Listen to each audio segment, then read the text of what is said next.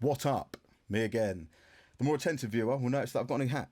Came today, just test driving it before I wear it outdoors, see how I like it. Anyway, today I'm talking to you about how to get a authentic sounding vintage vocal using plugins instead of the real things, because it costs a lot of money. And a lot of the time we want to get something to sound authentic, like the style we're trying to aim for. Now, today I've chosen the style of vintage, so late 70s, that kind of sound. And the best way to do that is to go and look at these places or these tracks, try and find out where they were recorded, try and find pictures of those studios and just see what's kind of there, and just research it a little bit. And you will find there's a lot of information about what people used and so on. So today I'm going to try and do it the most authentic way possible, and that is doing it on the way in. So I'm using my processing of the plugins, of emulations of classic pieces of equipment, but recording through them into the DAW. Now, I'm doing that quite a specific way, as I said, and that is using the Universal Audio Apollo platform. Now, the Apollo is an audio interface, just like if you have a Focusrite interface or an Audient one. It's the same thing. However, these ones carry something on them called DSP, basically digital processing, digital signal processing. Now, what this means is you can run plugins and the box, the audio interface, takes care of the processing power. So your computer doesn't get bogged down with having to process hardcore, heavy-duty plugins. The box does it. The only downside is you need quite a few DSP chips in order to use quite a few plugins, which is where it starts to get expensive. How I have it set up at the minute is just a vocal chain, and I've got 3 plugins running in it.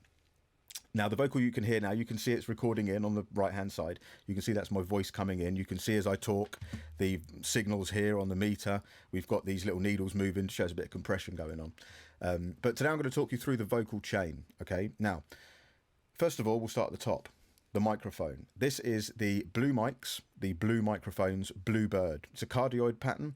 It's a condenser microphone, and it has nothing on it. There's no pad, there's no polar pattern change. It's literally just a body with you talking to the front of it. I've had it for about 10, 11 years, and it's always been used on vocal.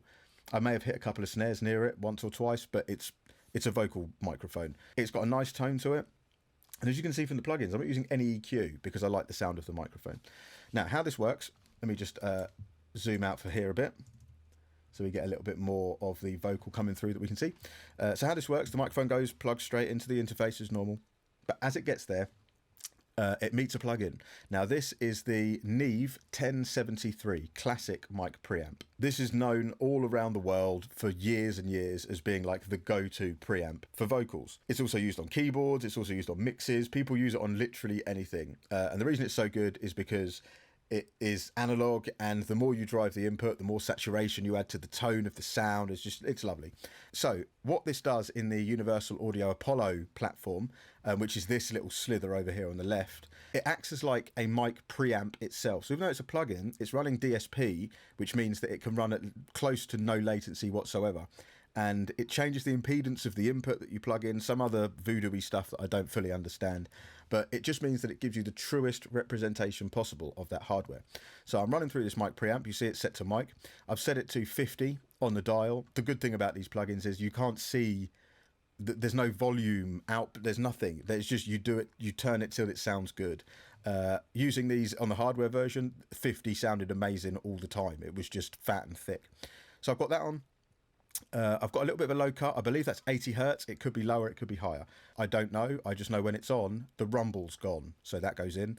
And then a little bit of output volume, which then feeds my first insert. Now, this is the 1176. This is the Universal Audio 1176. Classic piece of hardware. It's a FET compressor, an FET compressor. Now, FETs came around just after valves, trying to sort of replace the valve. A lot cheaper to make. They had the ability to give the same sort of characteristic when they were driven with audio, but you could also make them a lot sharper and harsher compared to the valve, because in some cases valves, when you drive them, the top end sort of ducks in a little bit. It gets nice and warm, but you lose a bit of that top end. With a FET, not so much the case. So they're great sort of for drums, vocals, anything, because it just depends on how you set them up. So the way I've got this set up, I've got a very, very fast attack and a very slow release. Now, this may look opposite. It's because it is. This caught me out for about 6 months working with one of these in a studio, and I never understood what was going on. It's because the attack is all the way to the right. fastness instead of the left, like every other compressor ever. This isn't that. So all the way to the right, attack, all the way to the left, release. So very fast attack, very slow release, meaning it instantly grabs the vocal and it holds it down for consistency. I've got it set to 4:1 on the ratio. Now, there's no threshold control in this. There's just an input and an output. Now, I've set the input to halfway, 12 o'clock on the dial. Again, I don't know what that actually is. I just know that that's going to give me around 5 decibels worth of compression on my vocal, which is what I want at this stage. The reason I've ended up at 5 decibels worth of compression is just because that's what I think sounds nice on my voice with this microphone. And I can move further away and closer to it, and blah, blah, blah. I can get even really close. And let's zoom into here so I can show you what I mean. I can get really close and shout, and you would expect the audio over here to spike. It won't. Ready? You're going to expect the audio to spike, but it won't spike because it's not spiky. Look at that. So there's a little bit of a spike there, but look at that, how it held it down. That is classic 1176 and LA2A territory. So that moves us on to the next one. You see I've got a little bit of output, just pushing the output a little bit. So it hits this compressor. Now you might be thinking, 2 compressors, no EQ, lunatic, dreaming. There's no rules. Like, it's good practice to put an EQ before a compressor to sculpt the sound before compression, but I like the sound of this microphone going into that preamp sound. It's fine. So I compressed it, and then I'm going to compress it again. And I'm going to compress it with this, the LA2A, another classic hardware compressor. This is known, again, like the 1176, to be amazing for vocals. It's also excellent on bass. This is an opto compressor, meaning in the hardware world, it worked off a light source. So the signal would come in as voltage. And if you remember from school, if you ever did those little circuits with the light bulbs, the more voltage you fed it, the brighter the light shone. That's how these worked. The more audio volume, voltage, like the volume is voltage, the higher the voltage, went in, made the light shine brighter. The light shone brighter. It told the detector to pull the compression down. It pulled it down, so on. So this doesn't have an attack and release time. This has a "what are you giving me" reaction. So whatever you give it, it then pulls down to it. Perfect to sit after 1176. So as you can see, look how consistent my vocal is. Now I've moved about, I've messed around a little bit. My vocal is still nice and consistent. What I'm going to do is take off these compressors, okay? No compression now on my vocal. Now this will sound different. It may be subtle in terms of tone, but it's definitely not subtle in terms of dynamics. Look at that. That is fairly acceptable because I've got a lot of headroom in this, but that is a dynamic vocal, very, very dynamic. So much so, if you remember when I shouted into the microphone about 2 minutes ago, and it went nowhere, it just held it like a rock. Watch what happens now. So watch what happens when this gets really spiky, and because it spikes, see that? Look at that spike. It's a problem. Let's put these back in. Hello.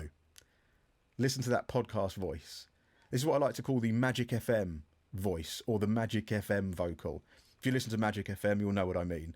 Every single presenter on Magic has the warmest drive time tones.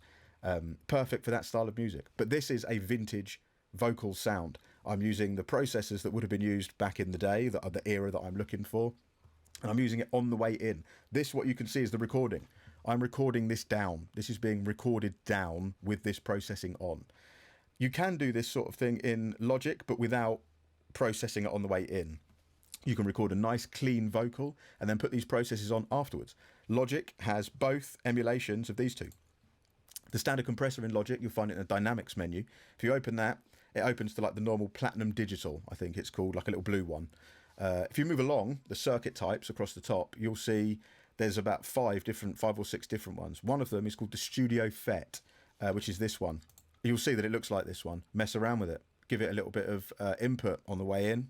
It also has an LA2A emulation. If you go further right on that list of circuit types in the Logic compressor, you'll see something called the Vintage Opto. That's an emulation of this. And again, it looks like this. And it has that tone. So, yeah. If you want authentic sounding things, guitar tones, you use those right amps to get that tone, right? Or the right pedals to get the right tone, right? Same thing goes with vocals. If you want a vintage sound to your vocals, this would be lovely for a podcast. This would be lovely for a ballad vocal, nice and intimate. This would also be all right for a rap vocal, I suppose. Depends how loud you're going to shout towards it. At least we know it'll be consistent, regardless of if we shout or not. And yeah, it sounds warm. Sounds cozy, doesn't it? Sounds like autumn, doesn't it? So yeah, that's it for this week. Thank you. Good night.